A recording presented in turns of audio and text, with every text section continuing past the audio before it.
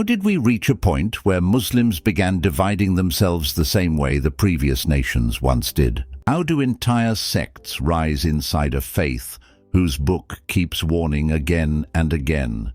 Do not split. Do not create groups. Do not turn your religion into labels and factions. The Quran says clearly that those who divided their religion and became sects, the Prophet is not responsible for them. Yet somehow, in the very Ummah that received this message, new identities began forming, each one acting like a separate camp, each one convinced it has a special claim to truth. And when you look closely, it feels like watching history repeat itself. The same human weakness that fractured earlier communities now unfolding inside Islam, even though the Quran was sent to prevent exactly this. How does a person read the Quran, see Allah calling us simply Muslim, to see the command to hold firmly to the rope of Allah together and still choose a label that divides? How do people create rituals, beliefs and practices that were never taught by the Prophet, then insist that these innovations define their faith? How do groups form around personalities,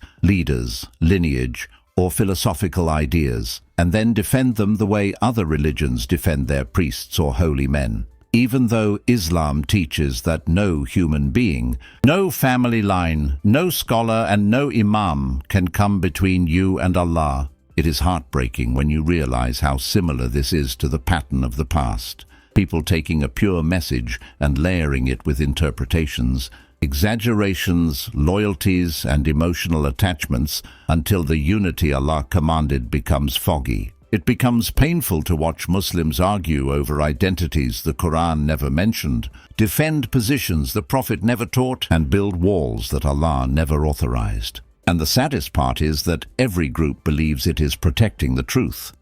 But in the process, they lose sight of the simplicity and purity of what the Quran repeatedly emphasizes. When sects start acting like separate religions, when followers treat their sectarian identity as more important than being Muslim, when debates overshadow devotion, when emotions replace revelation, and when division replaces unity, you can't help but ask, is this not the exact thing the Quran warned us against? Are we not walking the same path as the communities before us, who splintered and then claimed that each sect was guided while others were astray? And isn't this the same story the Quran recounts? Groups twisting words, giving them new meanings, interpreting scripture to serve their own ideas rather than surrendering to what Allah actually said. In the end, the question becomes very simple. If Allah already named us Muslim, if He already perfected the religion, if He already gave us a complete book and a complete messenger, what room is left for new labels, new identities, new divisions, or new loyalties? Why repeat the mistakes of the past? In Arabic, Islam means submission, giving yourself completely to the one God. And a Muslim is simply the one who submits. This is why the Quran says every prophet came with the same message: surrender to Allah alone. And throughout the Quran, Allah keeps repeating one command: obey Allah and obey the messenger.